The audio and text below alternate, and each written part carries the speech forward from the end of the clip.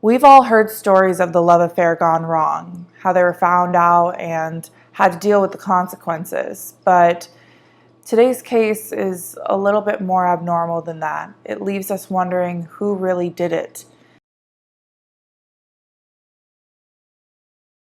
Hello and welcome to Investigating Iowa. My name is Sarah. I'm excited you returned this week because today we are going to be talking about Rose Burkert and Roger Atkison. It was a double homicide done over in the by the Amana colonies off of I-80 at a hotel, and we'll get into all the details of the case soon.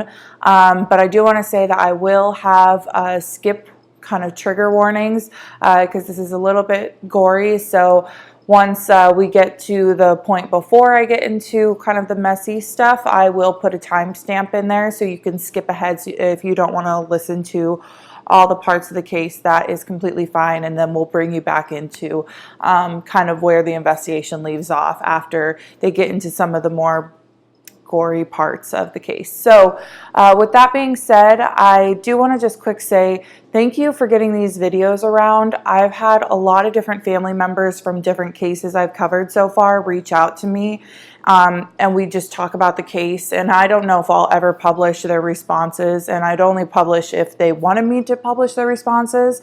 But it's just nice to know that we are forming a community and we are getting the word out there about these cases. So before we get into the case, I do just want to give my normal disclaimer that I mean no disrespect to any of the families or people that I'm talking about. I am just finding all this information online through videos, articles, other online resources, and displaying it here for you guys to learn about and hopefully spread, and so we can maybe get some closure for these families. So just a little bit of background on Roger and Rose. They both were from St. Joseph, Missouri, so they weren't native to Iowa, but they visited Iowa, and during their visit, they were murdered. So what we know about them is that Joseph was a telephone repairman and that he was actually married at the time, and Rose was a single mother who was training to become a nurse. So Rose, who was 22, and Roger, who was 32, decided to go for a romantic getaway weekend on September 12th, 1980. They drove up to the Amana colonies area and found a hotel right off of I-80 over by Williamsburg. They decided to stay there for the night and asked if they could get a hotel room, but the clerk at the front desk said that they were actually full. There was a mortician's conference in town, and so they were completely booked, but they asked them to check again, and sure enough, there was actually a cancellation. So they ended up getting a room at room 260. On the next day, September 13th, there was a housekeeper that came by the room 260 and knocked on the door and just said, housekeeping, and waited for a while for there to be a response. She knocked a few more times and nobody responded, so she tried to go enter the room, but it was locked from the inside.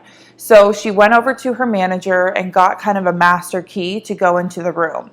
When she unlocked the room and stepped in, she noticed some feet at the end of the bed, and she thought that there were people sleeping still. So she almost backed out, but she noticed that there was blood all over the bed and the carpets and the walls, and that's when she screamed and ran for help.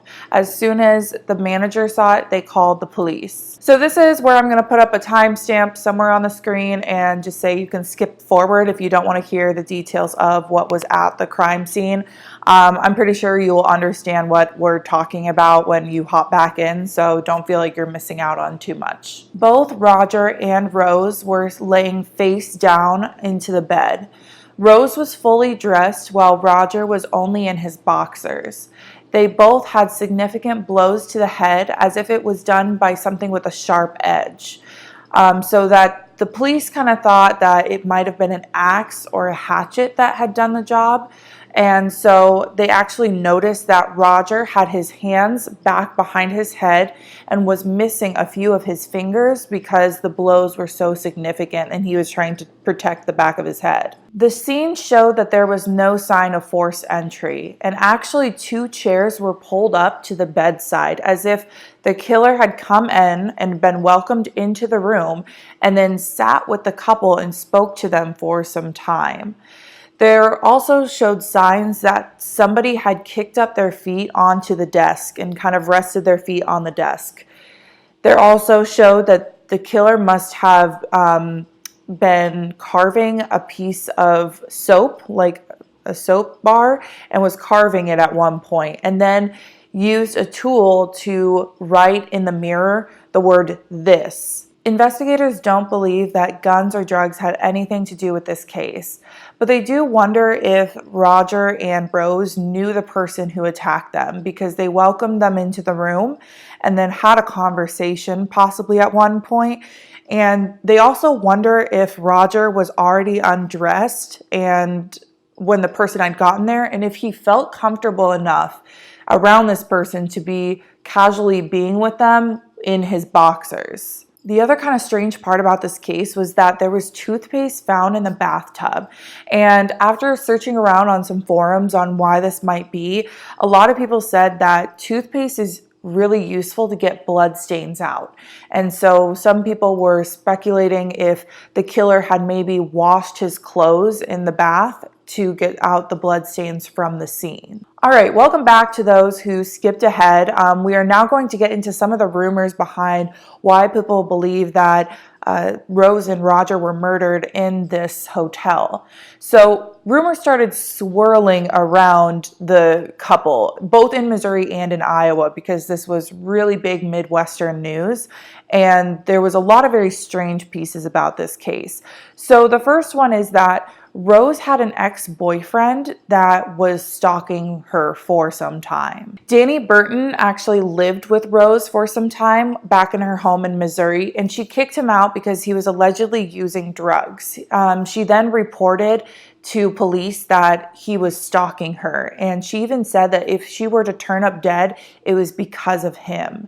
She got a guard dog actually at one point, and the guard dog ended up dead on her front porch, hanging and butchered. Now, Danny Burton had an alibi for that day, and they're not quite sure. They didn't disclose what that alibi was, but he also took a polygraph test and passed it. So I know we've talked about multiple times on my channel and on my platforms about polygraph tests not necessarily always being super reliable, because there are certain ways to calm the body when you're going through a lie detector test, because lie detector tests are essentially recording your body's responses to questions and subjects and topics. So there are ways to calm your body while you're going through it. It's pretty difficult, but there have been people who have done it before.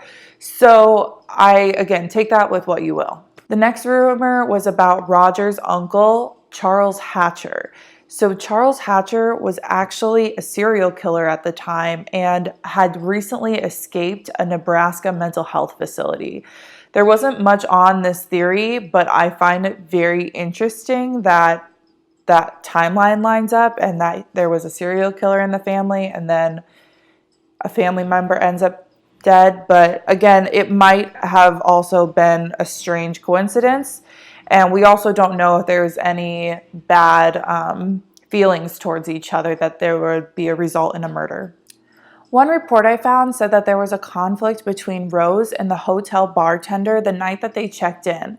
There's not a lot known about what this conflict was about, except for that it didn't end well, but the next day, the hotel bartender actually skipped town. He didn't even pick up his last paycheck. And by the time police tracked him down, he was already serving in the army in Germany. So he was out of touch. The Iowa Division of Criminal Investigation actually took this very, very seriously. They took the case and they looked at all different cases around the area in different states and sent it out to other police stations to see if they could get any answers in similar murder cases. But not much came up. There was a similar case in Illinois where there was people who were murdered in a hotel room by a hatchet-like object, and it was very, very similar, except for that one they said had homosexual overtones to it. So that's all they said on it. I don't know what more there was on that subject, but they didn't say that that one was exactly compared to Roger and Rose's case. This is all I have on the case right now. I know that one of Rose's friends is actually very adamantly keeping this case alive and trying to figure out what happened to her friend.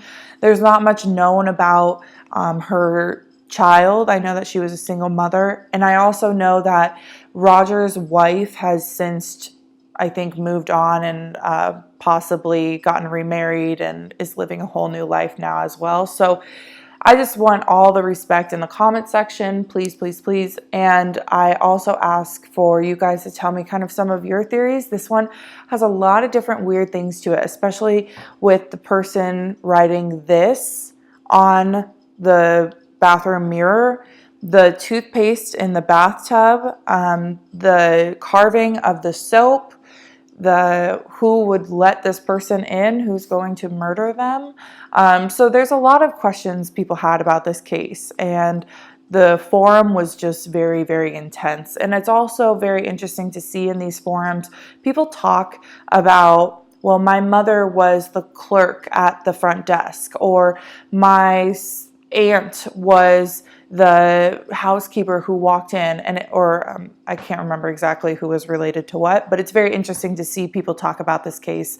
And I just hope that we can continue that discussion as respectfully as possible. So next week, we will see you back with another cases of our neighbors.